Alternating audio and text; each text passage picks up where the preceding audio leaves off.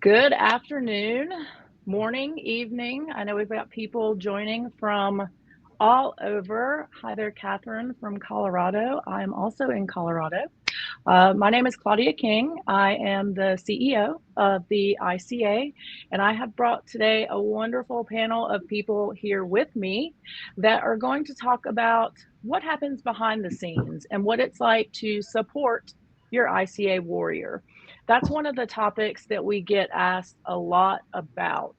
Kendra says there's no sound. Does anybody else have sound? I can hear you. Got it now. Kendra got it now. Okay. So one of the questions that we get asked a lot about is, what about my partner? What about my friends? How do the people around me understand me and how do they support me best? And so the way that we thought would be ideal to give that information to you is to bring those people right to you. So we have an awesome panel here, and I'm going to let most of them introduce themselves, but I want to start with a couple intros. So first off, we have Laura Santuri. And Laura, if you want to give a wave so people know who you are. Awesome. So Laura is the COO, and some other exciting news we have is Laura and I will soon be running the ICA day-to-day operations. So you guys will have two patients running the organization right alongside you. Another person I'd like to welcome today is Amber Carter. Amber is our current vice chair, soon to be chair of the board of directors, and Amber has been instrumental in helping Laura and I make this organization everything that we can. So I'm going to have the rest of you introduce yourselves, but I'll throw it out to each of you. So first off, we have Laura's mom, Pat. Pat, we'd love to hear a little bit about Yes, you. hi. Well, I am Laura's mom, have been for her whole life, and am very proud of what she's doing. I love this organization that its purpose is to help people, and so I'm just happy to be here with you. We are super happy to have you here because what we're seeing is a lot of patients are having symptoms of IC or even being diagnosed with IC at a much younger age. So that's why we wanted to have you here to talk to those people who are younger and who might be experiencing those symptoms. So the next I want to throw it to is Jen. Jen is my bestie in Florida, and she's here to come from that friend perspective. So Jen, if you would give the audience a little bit about you. Hi, yes, I'm Claudia's best friend. We've known each other for probably like 15 years. Um, I am in a support role as a friend who has this disease, but also coming from a perspective of I also have an autoimmune disease myself. I have Crohn's disease, I have celiac, and also rosacea. So coming at it from also another perspective where you can kind of overlap, the support and the care. It sometimes is universal when it comes to dealing with an autoimmune disease. I love that. And, Jen mentioned having several different conditions. I know a lot of us with IC experience the same thing. And something Jen might not know and might not want to know is that Crohn's and IC have a pretty strong correlation. And often people with one do end up with the other. Next, we're going to toss it to Jesse. And Jesse is Amber's amazing husband who looks like he's just coming out of surgery. Jesse, tell everybody a little bit about you. So my name's Jesse. I'm the spouse, husband of Amber. We've been married 13 years. Background for myself, I'm in the medical field, so I'm an ultrasound tech. From the beginning. So I was doing that before I met Amber. So I've been doing that a long time. But now I'm in academics. So I'm the program dean of an ultrasound school here in Orlando, Florida. So now I kind of teach and do a lot of accreditation, things like that. So that's kind of my background. So I kind of come from it, try to come from IC, from the medical side sometimes, but, it doesn't always work out that way. So, but in short, that's just a little bit about me. Love it. So Jesse is shaping the future. of our ultrasound techs, and all of us have dealt with those ultrasounds, right? Yeah.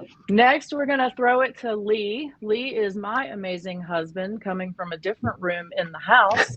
Lee, why don't you share a little bit about yourself? Yep, as Claudia said, I'm Lee, Claudia's husband. We've been married, wow, it'll be 19 years next month. So we've been together for a hot minute.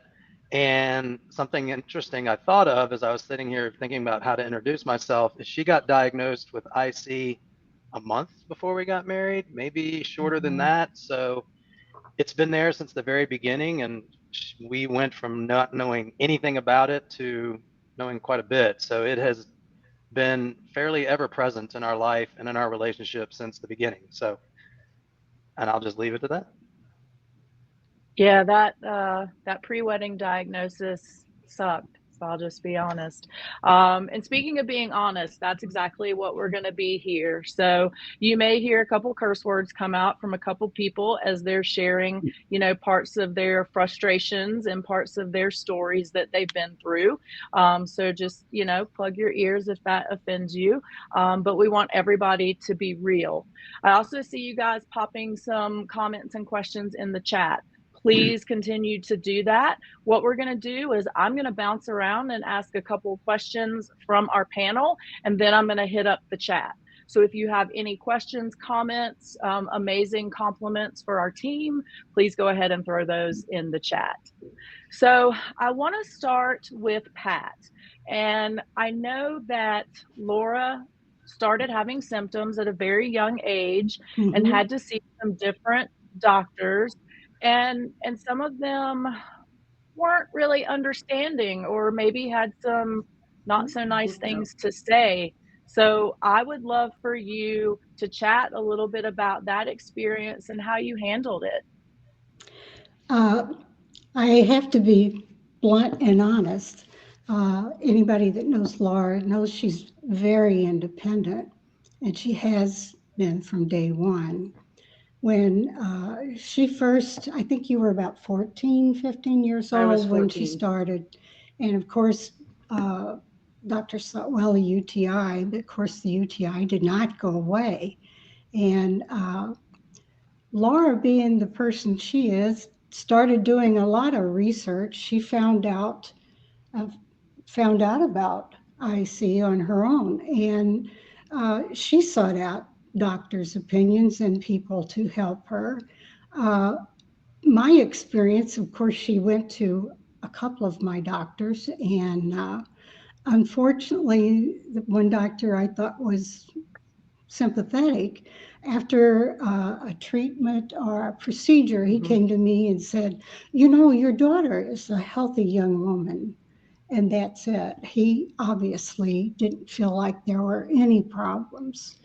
I know over the years, she's gotten a lot of negative feedback from people that she has shared with me. And of course, it's in your head, or you're overly dramatic and making this up, or even, well, this will go away when you have your first child.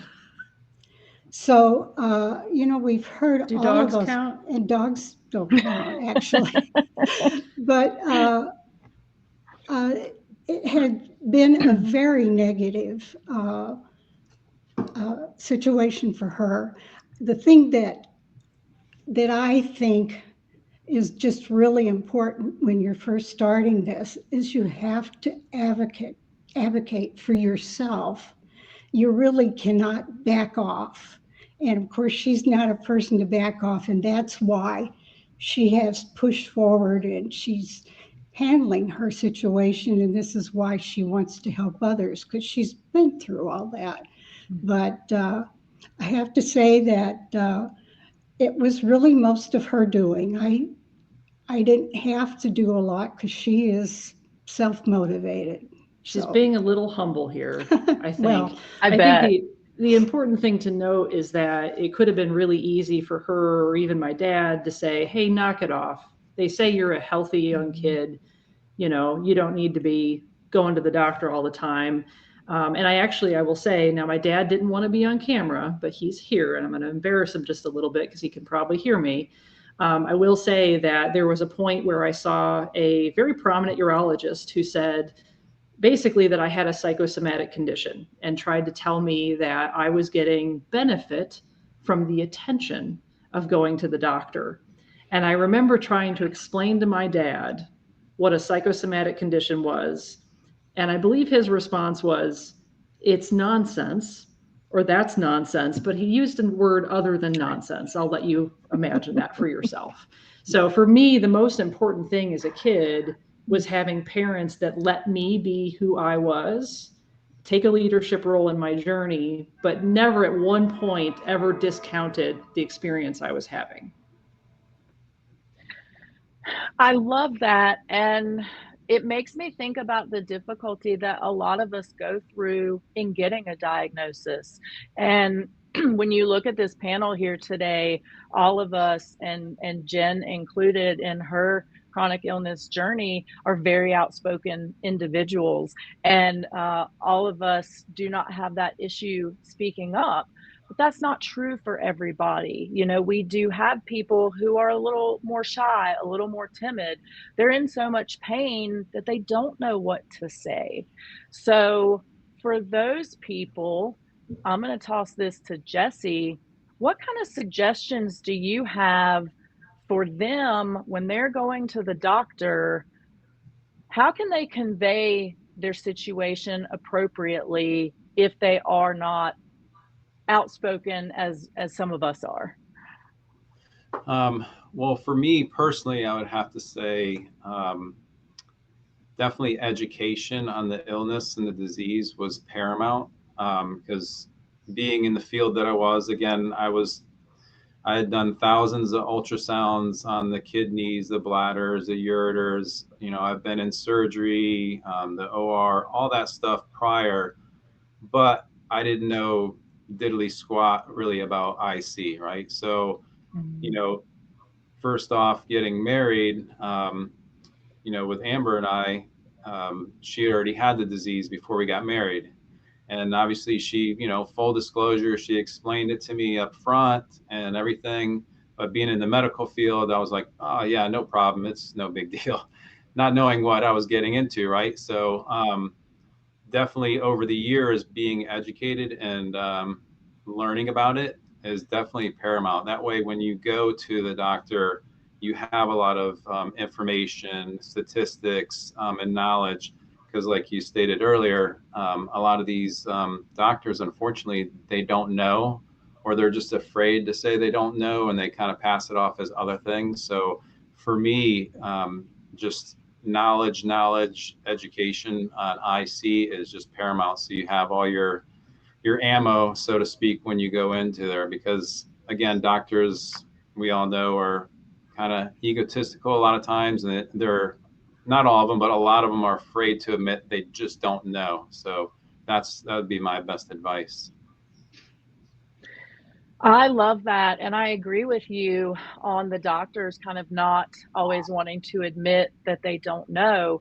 I have told my diagnosis story several times. And so basically, I had a urinary tract infection, which I got frequently, and you know, went to the doctor and got my 3 days of antibiotics, and I still didn't feel well when I was done. And I thought, I guess I need another, you know, 3 days. So I went back to the same doctor, and he said, you know, they did a culture, and he said, well, you don't have an infection anymore, you must have a sexually transmitted disease. So now we're going to test you for herpes and chlamydia and gonorrhea, like whatever there was to test for. Now I'm getting tested for. And remember, this is a month before my wedding. So everything that's running through my head is like, okay, so either this guy thinks I'm a big whore, or my husband's cheating on me, you know, he's a big whore, whatever. You know, and I knew none of that was true, but here I am being broken down in this doctor's office because this guy doesn't know what he's doing. So come, you know, after all the tests came back negative, he passed me off. He said, "Oh, it must be your endometriosis. Go see your gynecologist." So he was done with me, which was a good thing, I will say. And my gynecologist was actually the one who was able to diagnose me and take it from there. I want to talk to Jen for a minute, kind of from that friend aspect, because hanging out with me can be difficult sometimes. I experience a lot of fatigue. I have some coexisting conditions with chronic fatigue and fibromyalgia, and I like to sleep. So, I'm not always that get up early and go kind of person. And I went to Jen's recently, and I had to say, like, "Hey, I can't really, like, is it okay if I sleep in?" So, Jen, I would love for you to talk about that friend perspective and how it can be for friends to maybe have a better understanding or modify their expectations when dealing with their friend that has a chronic illness. Yeah, my perspective is obviously going to be a little bit different because I too deal with a chronic illness. And so I understand so much more, but I think that's the biggest thing is that it's just understanding. And like what people really need to understand is most of the time, people with a chronic illness are pretending to be okay, not pretending to be sick. So like, I know you well, and you and I are a similar personality in the fact that like if you tell me you need to sleep in, it's probably pretty bad. Like you won't speak up unless it's really, really affecting you. And I'm the same way. And so it's really just having grace for your friends. It's not, hey, they're blowing me off. Hey, they're being a flake again, because I've heard that. I'm sure, all of you guys have heard that one too.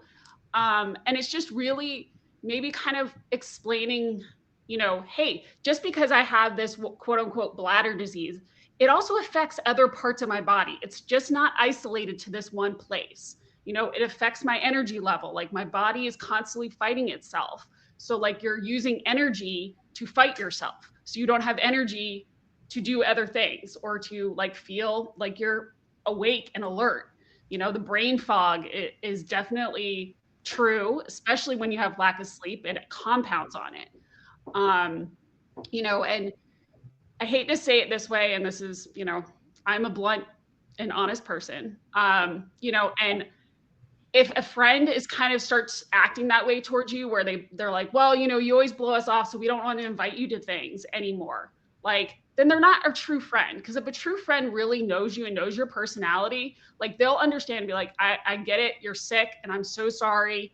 Is there anything I can do for you? Like that is the best thing to do. Even if you physically can't. Like I live in Florida and Claudia lives in Colorado. So it's not like I can be like, all right, girls' night, we're coming over, I'm bringing the tea and we're going to have like, a slumber party, but it's, hey, how can I help you? How can I pray for you? What do you need today? Do you need some encouraging words? Like, I know Claudia, I send her a bunch of memes like that's our love language, but it's really just kind of understanding and not being judgmental, not being critical. And I think that's probably one of the biggest steps for friends and family supporting somebody with a chronic illness. I love that. And it made me think of a sentence that you and I use with one another pretty frequently. And everybody who's on here, if you don't have a good memory, write this sentence down. How can I support you? That is what you need to teach your people to ask you. How can I support you? Because a lot of times people will do things that works for them. If Jesse really likes to be supported by going out and getting drunk, he might think that's what Amber wants to do when she's not feeling well, and that's not going to work. Well, sometimes it might, but it's so important to really understand the other person's perspective. So that's something that you guys can do, but definitely also teach your support people, how can I support you?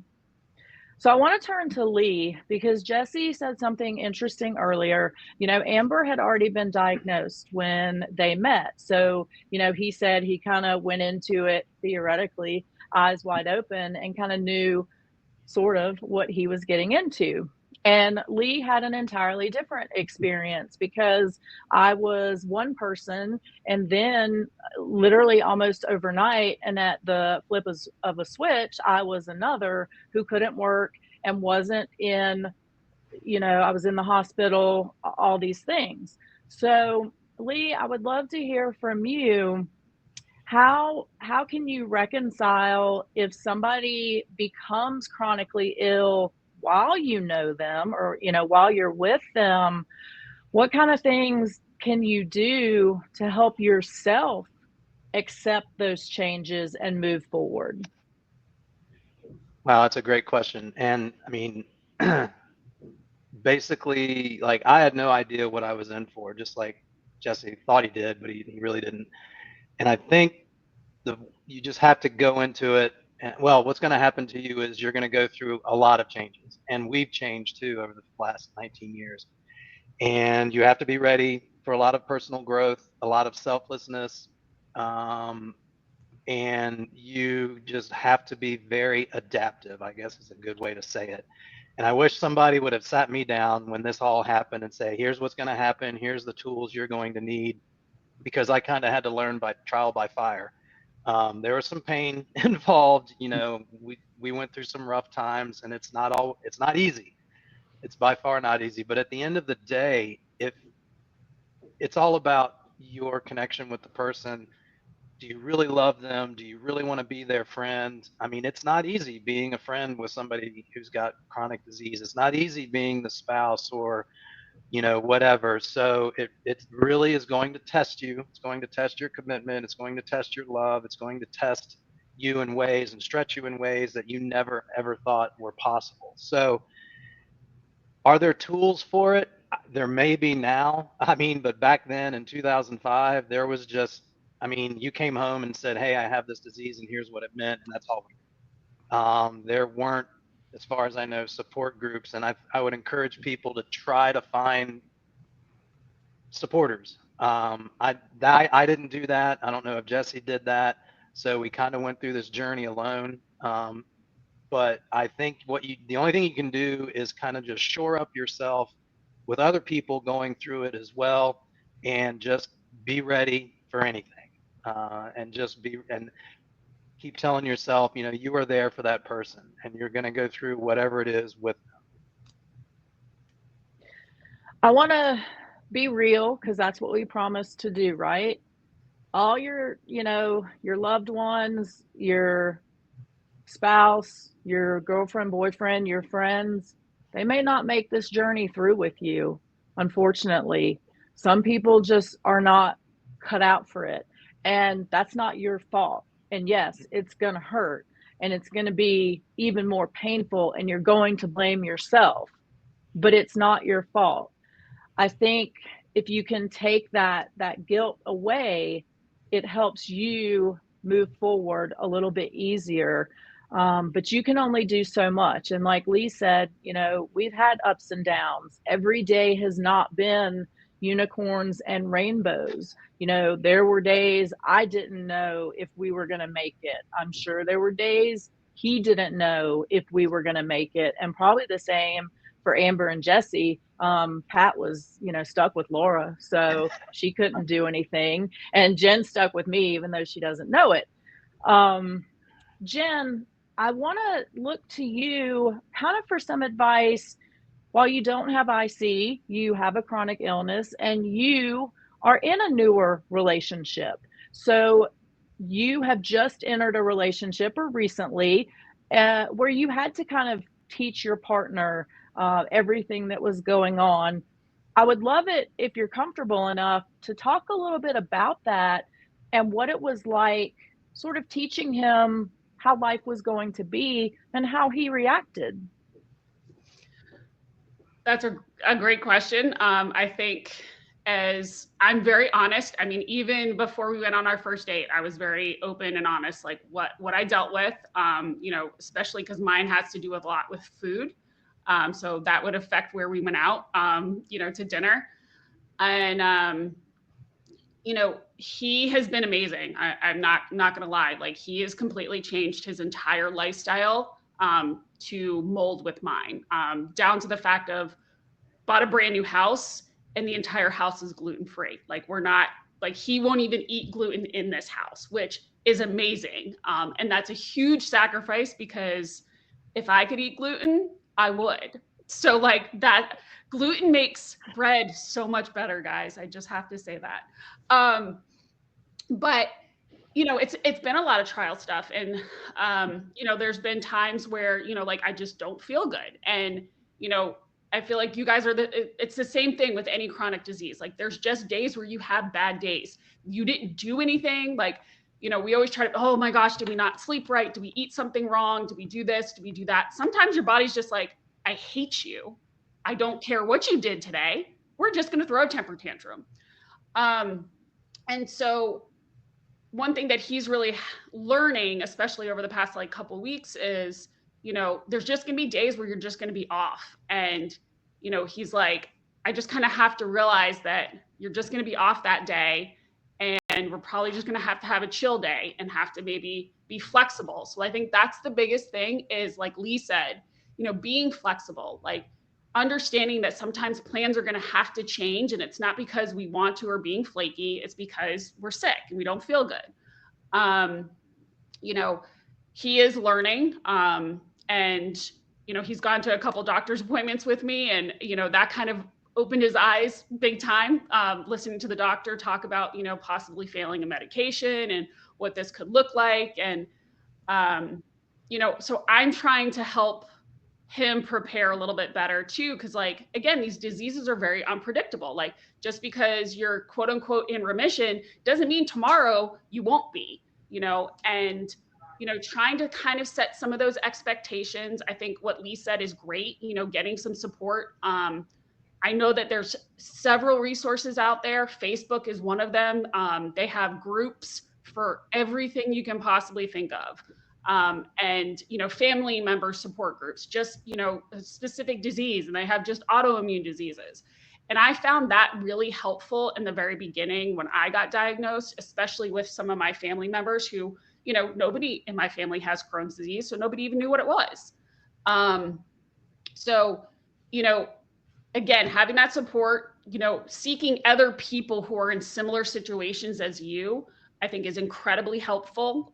We have the tools to be able to do that now. And then also just being very honest. I try not to hide, maybe sometimes when I'm having a bad day. I try not to hide that, because that was normally how I was before, especially when I was working, because Lord knows I was like, oh yeah, at work, oh, Jen's sick again. Like, again, that's one of those things you battle with in your head. Everybody's nodding, so you understand what I'm saying. But being just very honest with him on a daily basis of how I'm feeling, where I'm at, has also been very helpful with our relationship and growing in this. I love that. And what I really appreciate, one thing that you said was that you took him to some doctor's appointments. I would highly suggest that if you have a good doctor.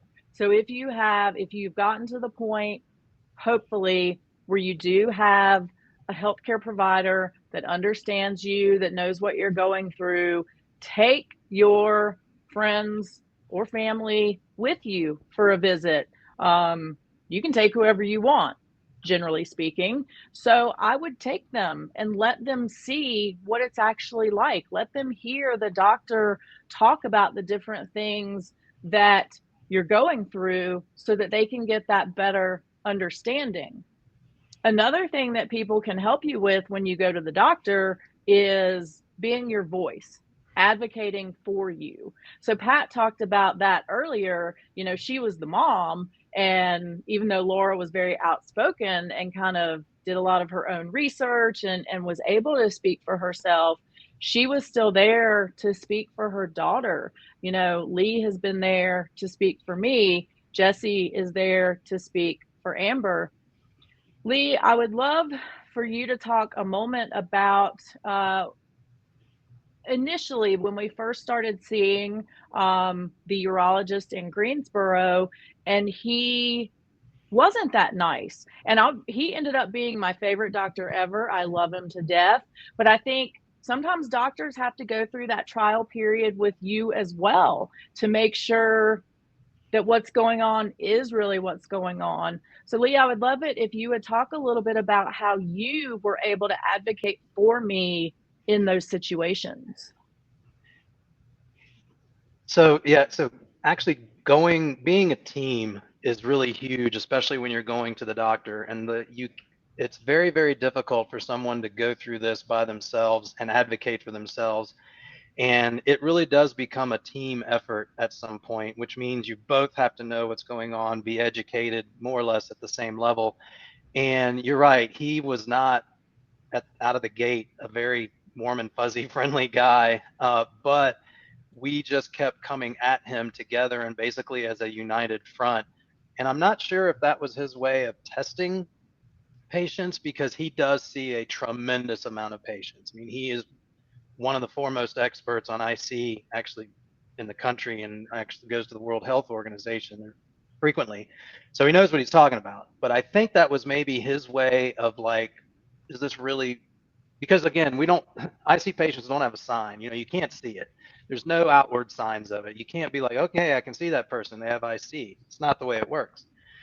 So I would say, you know, it's another reason why you need either a partner or a family member or a very close friend or somebody who's going to be a soldier in arms with you to go to your doctor and again be on the same page and just present that united front. And I think that's more or less what we did. We didn't know it at the time, but that was, I think, how we got kind of over the hump with him. And then it was smooth sailing from there on out. But don't be off put if the doctor, even if they're super fantastic and they're an expert, if they're a little cold to begin with, because if they are really good, it could be just their way of weeding through the people that don't really need their help. I absolutely agree. And when I started seeing this doctor was a time when opioids were not regulated in the way that they are today. And so it was much easier to get them. And it probably was a way for him to weed through, some of those people, unfortunately, who may have been seeking, and those individuals who make life harder on all of us. Pat, I want to turn back to you because you have been through Laura in childhood dealing with this and now as an adult. So, how has your relationship changed as a support person to her when it comes to her chronic illness? Well, I think that as she has become an adult, actually even before, I learned because of this illness and what she was going through and learning a little bit about it, that I trust everything she says to me about this. She and I have become friends about this. Some time ago, probably about 20 years ago, Laura asked me to go attend at Stanford seminar session. It was a training. It was a training session for chronic illnesses and how to deal with them. And so for about 5-6 days, they taught us that program. Then they also taught us how to teach that program. She actually brought me along with her in her journey. Even though I wasn't experiencing the same thing, she taught me how to support her. And we've become very strong in our relationship. I've just never had any doubts in her. I know maybe some people feel like they have to be convinced. As a mother, I didn't so much. So I hope that answers a little bit. I think that's a really important point, what you said about the fact that you trust what I say. Mm-hmm. And I think for any relationship, we have the ability, in a lot of cases, to kind of control the relationships we have in our lives. Maybe not always with who our mom is, but I got really lucky. But we have some level of control. And I think if you hear this piece, is that surround yourself with people who trust you. When you say, I need to sleep in because I'm not feeling good, that without question, that just gets to happen. If I don't want to go out that night, that just gets to happen. So I think that's an important point, is trying to surround yourself with people who trust what you say and don't discount you. We don't always have that opportunity, but in a lot of cases we do. And I see a lot of people talking a little bit, and I've seen even in the chat a little bit, some folks commenting about healthcare providers who may not be the most supportive folks. And I think that even though you might feel like, gosh, this is the only urologist in the area, I would encourage people that ask yourself, how do you feel when you leave a doctor's appointment? Do you feel validated? Do you feel hopeful? Do you feel like you got your questions answered? Or are you leaving feeling worse than when you walked in? From my perspective, a lot of healing in this journey comes from the relationships we have, and that includes our providers. And so if you're not feeling so good when you leave your doctor's office, I encourage you, get on the Facebook support community, ask questions like, hey, I'm in this area. Does anybody have any recommendations? It is okay for you to seek other opinions and seek care from other providers. I think that's a really important thing to know. Mm-hmm. I have said repeatedly, it is okay to date your doctors, not in the way that you're thinking. Don't date them in that way. But it's okay for you to see multiple people until you find the right fit. There is nothing at all wrong with that. So, as Laura said, and she made some great points about how you should feel leaving your doctor's office and how you shouldn't feel. Amber has struggled with finding a provider where she lives and has to travel multi-states every few months. So Jesse, I would love for you to talk about what that's like and how you're able to support her, not only in going to the doctor's appointment down the street, but now we have to fly to every doctor's appointment. That's a good one.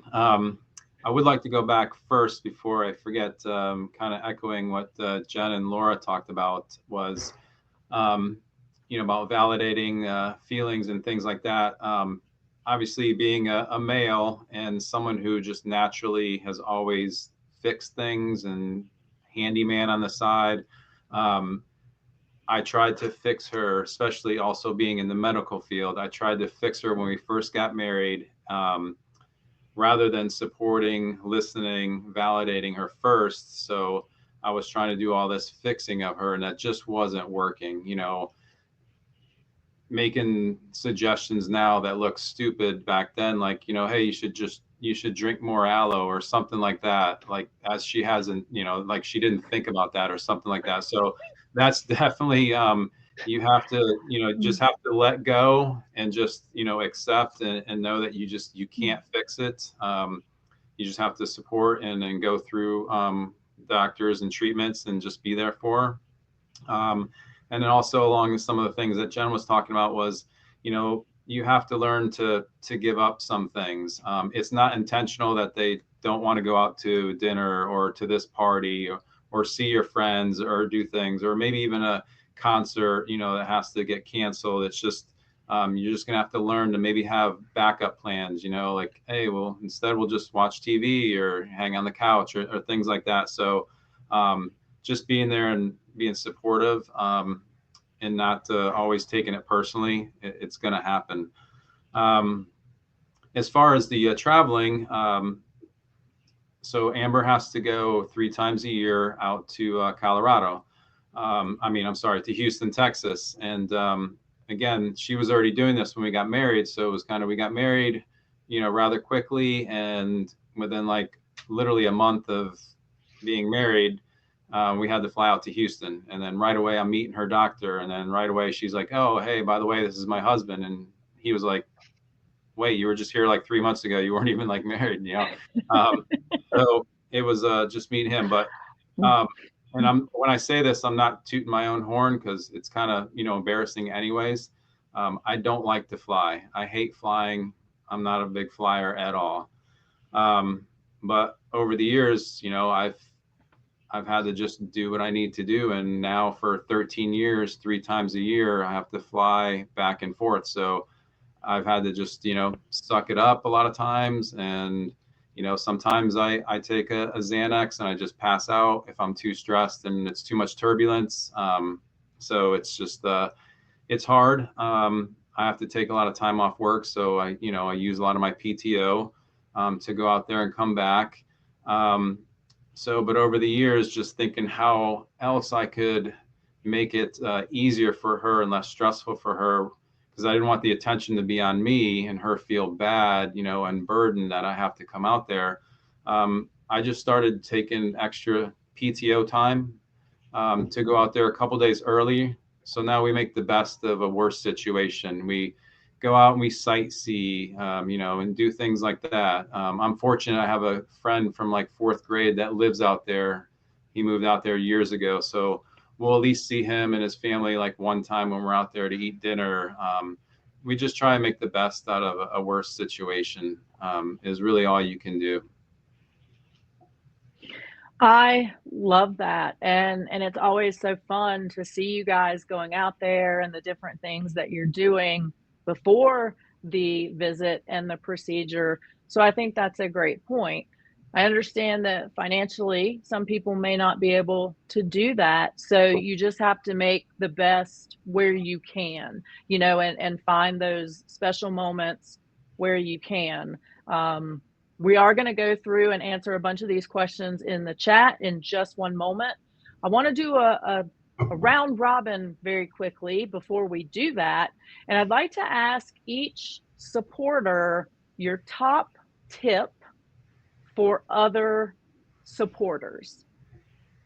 So we're going to start. I see everybody has like quizzical looks on their face. I'll do my top tip then.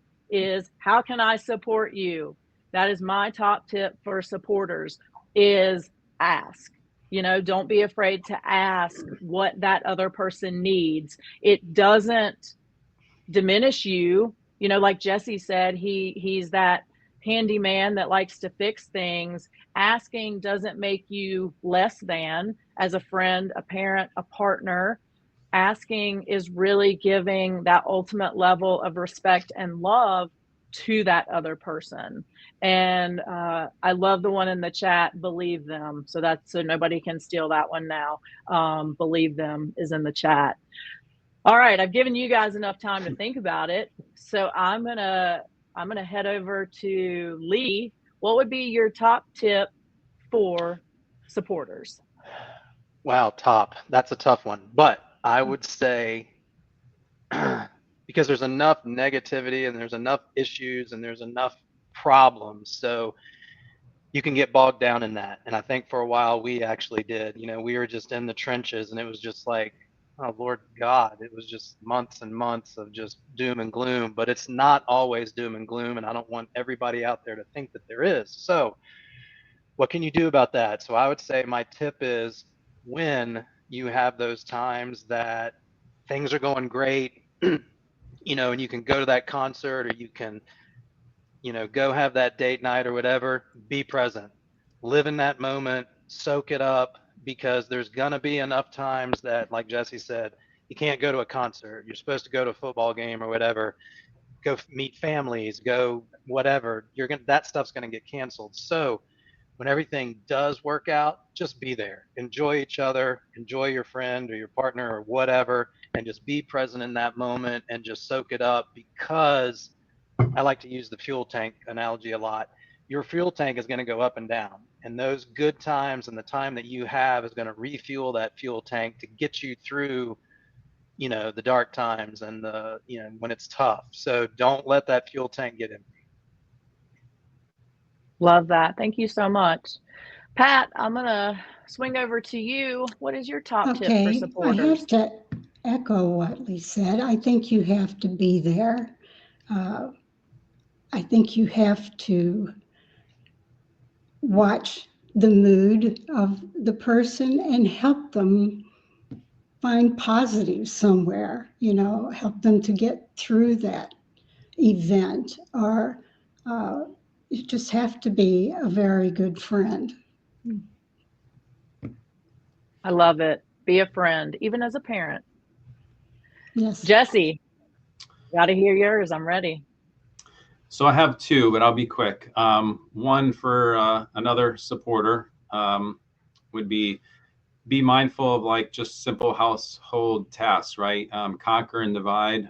Just split up things and that are easy for you, but not so for the other. So for example, like something as simple as, hey, I'll unload the bottom rack of the dishwasher because sometimes it's hard to bend over and things like that when you're in pain. So just simple things like that. And then another key one, and this is more for, I guess, spouses with people with IC, is safe sex.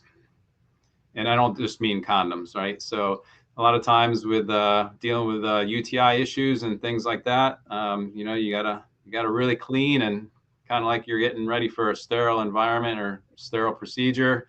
So if you know what I mean, you want to practice safe sex, keep those UTIs to a minimum. So that's my best advice. I love it. And only because you said that, I'm going to share something because I know that sex is an issue for a lot of us, wanting to have sex or being able to have sex. I actually bought a pillow, and it sits at the foot of the bed on my side, and one side says, not tonight, sorry. And the other side says, yes, woohoo. So that gives me a little control while still being able to keep it spontaneous, is that I can flip that pillow. Lee would probably say, I think he's frozen right now, that it doesn't flip as much as he'd like, but we're doing the best that we can. Jen, I would love to hear your top tip for supporters. Flexibility, I think, is the biggest thing. And it's just being flexible in your plans, being flexible in your, just your mindset of, I have these expectations of this friend, but, on a daily basis, it could change. Like, my friend has to sleep in today. We had plans. Okay. We need to be flexible. So I think that that's the biggest thing, is being flexible with your friend and with your plans. That, I think, totally takes pressure off of us. Cause like, we're stressing already. We're stressing because we're sick. We're stressing because we don't want to let people down because we have already these plans made or whatnot. And then on top of that, like, we don't want to disappoint people. So like, just be flexible, which would come also with understanding. I love that. And I can say, we have missed concerts. We've missed a lot of things because I didn't feel well. And Lee could be very annoyed by that or resentful. And the only one he's ever mad about was seeing Disturbed at Red Rocks. He was really looking forward to that one, and I could not make it. And he gives me a hard time about it now. But I know it's all in jest, and we have gotten to go to Red Rocks and see other acts. I have written down some of the questions in the chat, so I'm gonna throw those out to you guys. I do want to say a couple things first real quick. If you are not in our support group on Facebook, sprint over there as soon as this is done and get in that. So it's the Interstitial Cystitis Association support group. You have to answer the questions, and then I personally will go in there and admit you. So again, Kendra, it's the Interstitial Cystitis Association support group. It has, I think, our logo on it, or like a green background. So everybody look for that. Amber or Laura, can you drop a link in the chat to the group? Thank you. So we'll get that in there for you. The other thing is, I think somebody mentioned this before, it might have been Lee and or Jesse, is negativity can overtake you. And I was in several support groups early on that was really just a bunch of people bitching. And that can feel really good in the moment, but it's not good for you long term. It's not good for your mental wellness. It's not good for your health. It's not good for your life. So I try to set limits on my pity party. That's right, Kendra. I just set limits on my pity parties. So I will allow myself to have pity parties on occasion because we need them. We do need them. But it's like, okay, I'm going to go in here and for 10 minutes, I'm going to sit here and feel just angry and bad and resentful and ask why me for 10 minutes. And then I'm going to move on. So I would encourage you guys to do that. But that support group thing is huge. Do not surround yourself with negativity all the time. Again, it will feel good for a moment, but then you'll get wrapped up in it. And I had to ditch out just like Kendra apparently did. And I will tout our group. It's very positive. There's over 6,000 members in there. It is private. So anything that you say in that group is not seen outside of that group. People are often asking for advice, giving advice, asking for support, giving support. So it's very rewarding because you have the opportunity to ask and give, which is great for us to be able to do that. Physician recommendations, feel free to ask in that group, and our website, which is ichelp.org. We also are rebuilding our physician recommendation area, and that is solely based on what you guys have told us. So we literally asked you, the patient, who is your rock star physician? Who would you recommend people to see? And that is what you're going to see on our website. It will be up hopefully in the next week.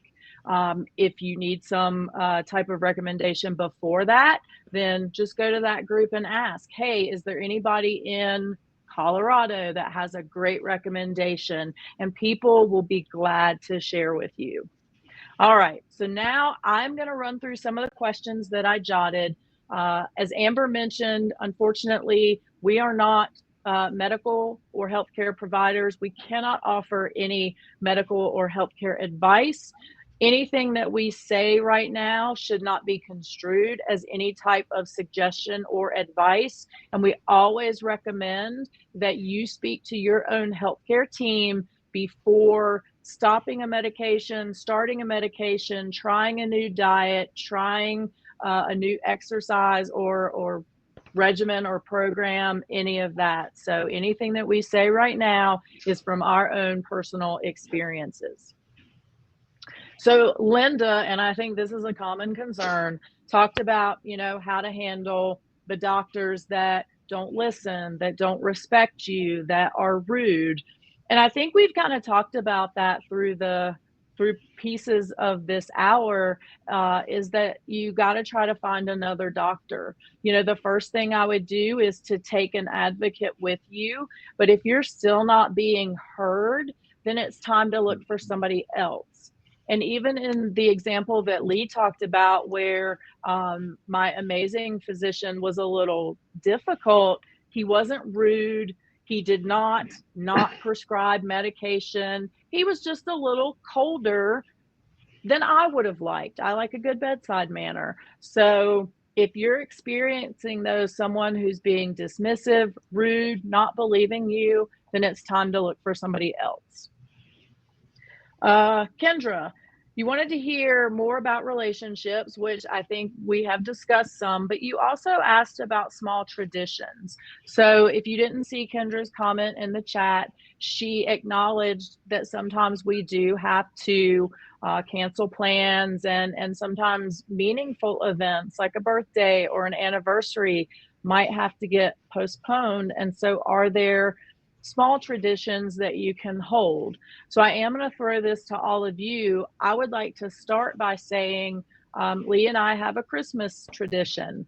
We do not leave our house on Christmas, and nobody else is allowed in the house. That is our day. So, Kendra, what that means is that I'm able to sleep as late as I want. He gets up and does whatever, drinks coffee and plays video games, but I'm able to sleep however long that I want. And then when I'm ready, our day starts. And it's at home. So we're able to pace ourselves and do whatever we want that day. So I would recommend, whether it's Christmas and you celebrate that, or whether it's somebody's birthday or just a random Saturday in June, that you start making a tradition of a day that you don't go anywhere. And it can be just that day for you at home together to do whatever you want. And again, nobody's allowed in the house. Like, our whole family knows it ever since we've been married. It's like, Christmas Day is not happening. We will come visit you the day before, the day after, whatever, never on Christmas Day. This year we have to tell our friend that we cannot go eat Chinese with her on Christmas Day, because that's our tradition and we just don't break it. So does anybody else have any thoughts on Kendra's question as far as setting up small traditions or events that can make relationships still have that special moment when things get pushed by the wayside? Yes, I can kind of dovetail with that. So like, there's two people in the relationship, right? So I'm the one that likes to go out. I like to do things. And sometimes, Claudia's just not feeling well. She's just like, we're not doing that today. So talk to your partner and ask them, find out from them, what do they like to do? So like for me, we have a brewery right down the street and I love going there.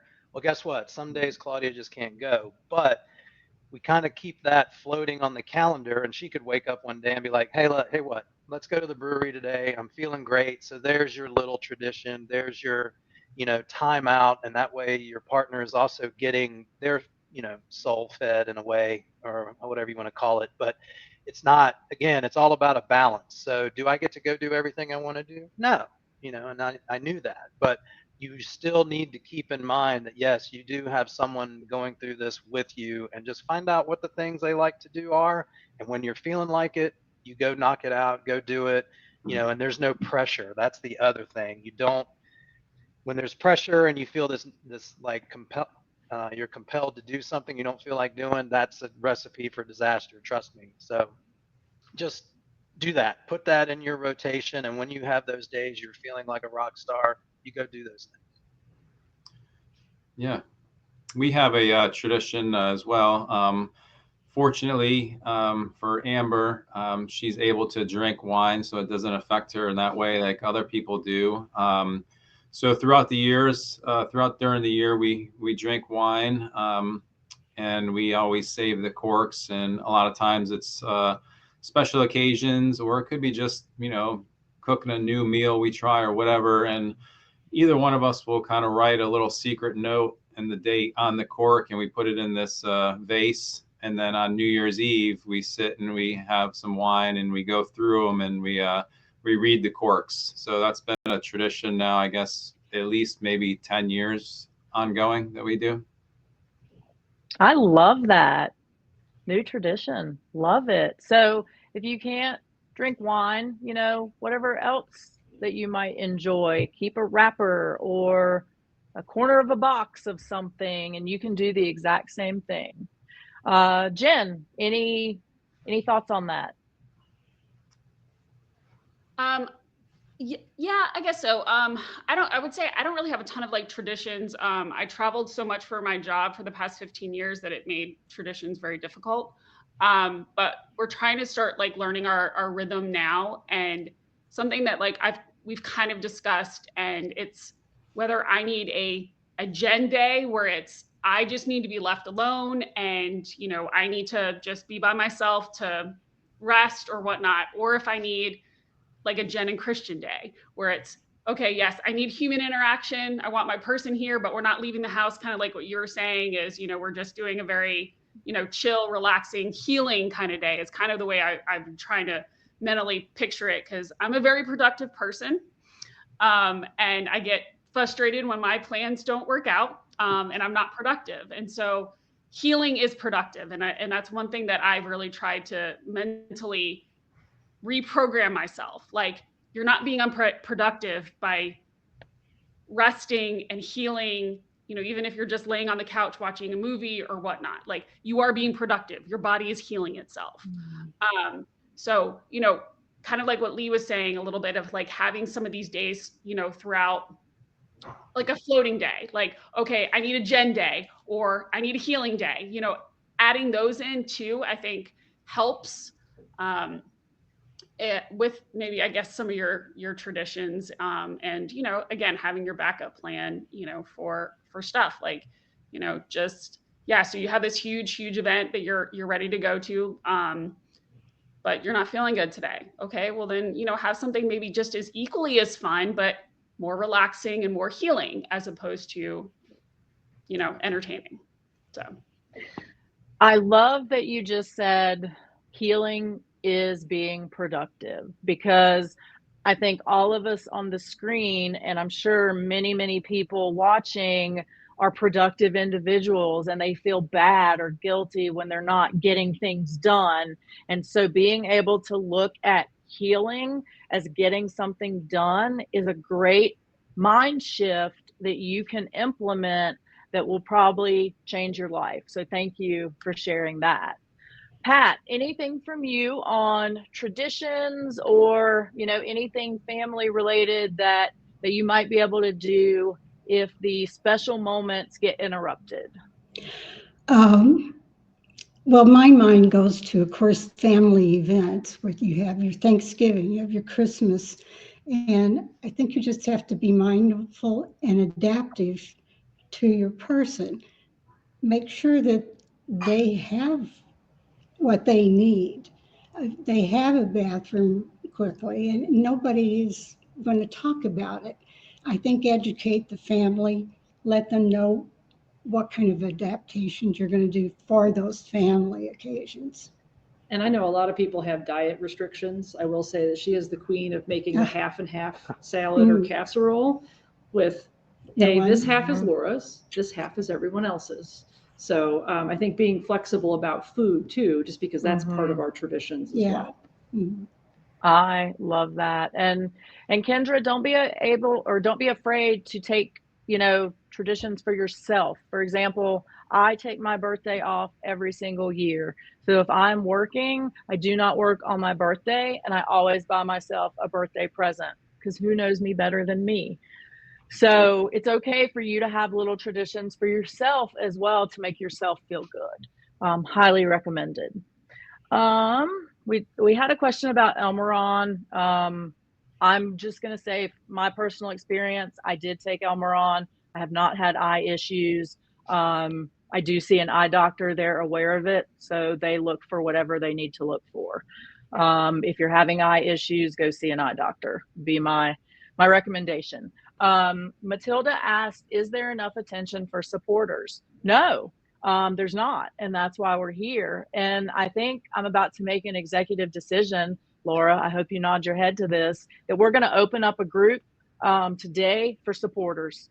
So on Facebook, we're going to open up a group. Thank goodness you and I think alike, because I think not only should we as an organization be providing space for supporters, I think we also should be providing some specific education for supporters. And I think that's something that we could be looking at in the new year with a new ICA. Yes, I love it. So be on the lookout for that. It will be open today. It may not be magnificent today, but we will open that. It will be the same structure as our patient group, where it will be private. No one outside the group will be able to see inside the group. Yeah, so I think that's exciting. We will get rolling on that immediately. Jane talked about, you know, friends being embarrassed when you bring up your bladder. Well, maybe you need some new friends. The more that we talk about something, the less embarrassing it gets. And that's the problem, you know, that we have with IC and Crohn's and things like that, is that people are embarrassed to talk about it. So I would keep bringing it up, you know, around those friends that are embarrassed, because the more that you do that, the less embarrassing it gets, and you're raising awareness, which is always important. One thing I do, every single doctor I go to, so that's whether it's a therapist, an orthopedic doctor, any kind of doctor that I go to, when they're going through like your medical history at first, I always say, yes, I have IC. Do you know what that is? And normally they say no. And then I'm able to share with them. So that's a great way that you can educate some other healthcare providers about IC.